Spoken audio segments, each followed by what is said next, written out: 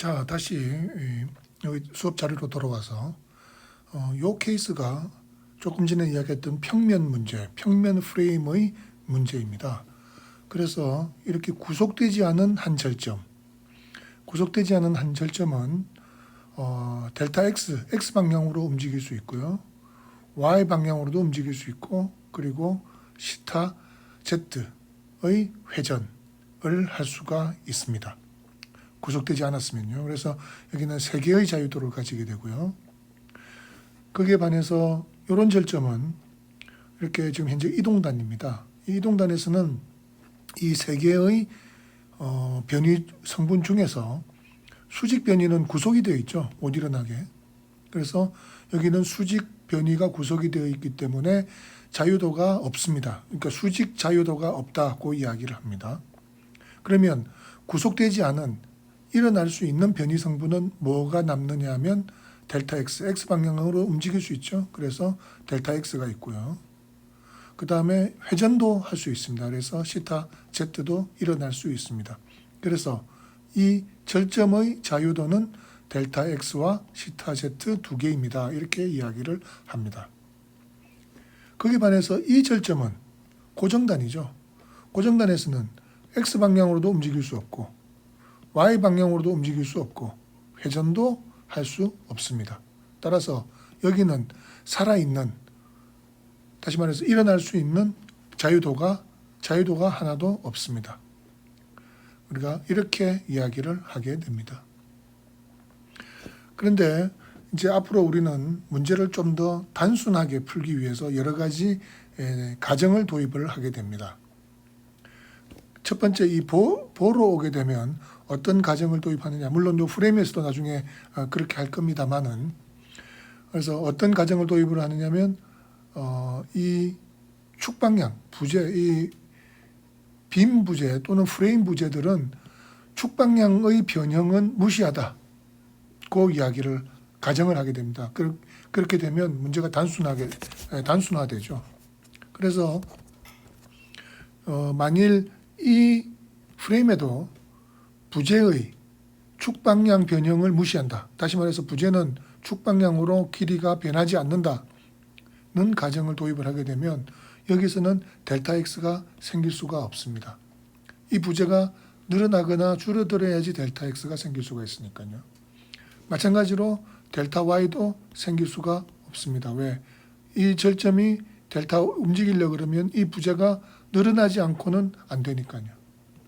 그렇게 해서 델타 x하고 델타 y를 방정식에서 없애고 시타 z만 고려하는 그런 단순화를 하기도 합니다. 우리가 보에서는 늘 그런 단순화를 도입을 합니다. 그래서 보에서도 마찬가지로 각 부재가 늘어나지 않는다고 하면 이 절점은 이렇게 x 방향으로는 움직일 수가 없습니다. 그렇기 때문에 여기에 x 방향의 자유도가 현재 없는 것으로 이렇게 가정을 하게 됩니다. 그러면 남아있는 자유도는 y 방향 움직일 수 있고요. 회전할 수 있기 때문에 자유도가 두 개가 있습니다. 그 중에서 이동단에서는 y 방향의 변이가 구속이 되어 있죠. 따라서 살아있는 자유도는 시타 z 하나만 있습니다.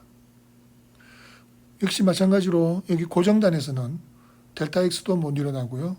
델타 y도 못 일어나고 시타 z도 못 일어나기 때문에 여기는 자유도가 제로입니다. 이것은 평면 트러스인데요. 평면 트러스에서는 원래 평면 문제에서는 세 개의 자유도가 있습니다. 델타 x, 델타 y, 시타 z. 트러스에서도 마찬가지로 델타 x, 델타 y, 시타 z가 일어날 수 있습니다만은 우리는 트러스에서는 부재의 부재력이 축력만 우리가 고려하기 때문에 이 절점에서 회전이 일어난다고 해서 부재력이 바뀌지를 않습니다. 그래서 트러스에서는 절점의 회전은 고려하지 않습니다. 그래서 우리는 트러스에서는 어떻게 이야기하느냐, 평면 트러스에서는 한 절점당 자유도가 델타 x, 델타 y 두 개가 있습니다. 구속되지 않았을 경우에. 그래서 시타 Z는 우리가 고려하지 않습니다. 왜? 부재력하고 관계가 없기 때문에 시타 Z가 발생한다고 하더라도 부재력하고는 관계가 없습니다. 부재가 늘어나거나 줄어들지 않습니다. 그래서 시타 Z는 방정식에서 우리가 제외를 하게 되고요. 그렇게 되면 구속되지 않은 한 절점에서는 두 개의 델타 X, 델타 Y 두 개의 자유도만 가집니다. 여기도 마찬가지죠. 두 개의 자유도만 가집니다. 그 중에서 이 절점 같은 경우에는 델타 X, 델타 Y 중에서 델타 Y는 구속이 되어 있고 델타 X만 살아 있습니다. 이런 흰 지단에서는 델타 X도 구속되어 있고 델타 Y도 못 일어나게 되어 있죠. 그래서 여기는 자유도가 제로입니다.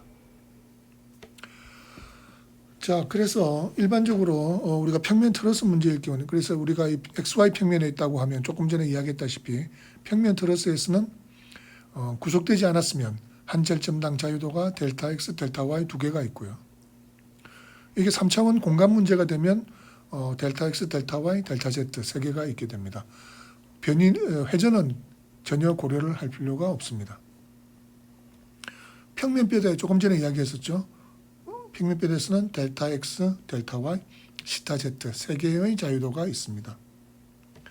이게 입체 문제가 되면 아까 여러분들하고 화면에서 이야기를 했다시피 6개의 자유도를 모두 다 일어날 수가 있습니다. 그래서 X방향의 변이, Y방향의 변이, Z방향의 변이, 거기다가 X축 둘레의 회전, Y축 둘레의 회전, Z축 둘레의 회전이 모두 다 일어날 수가 있습니다. 격자 구조에서는 시타 X, 시타 Y, 델타 Z가 일어난다고 합니다. 격자 구조가 뭐냐면 우리가 XY 평면에 있을 때 이게 X, Y, Z 평면에 있을 때 구조물이 XY 평면에 있습니다. 그리고 하중이 Z 방향으로 작용합니다. 이것을 우리가 그리드라고 이야기를 합니다. 우리가 평면 트러스하고 다른 점은 뭐죠? 평면 트러스는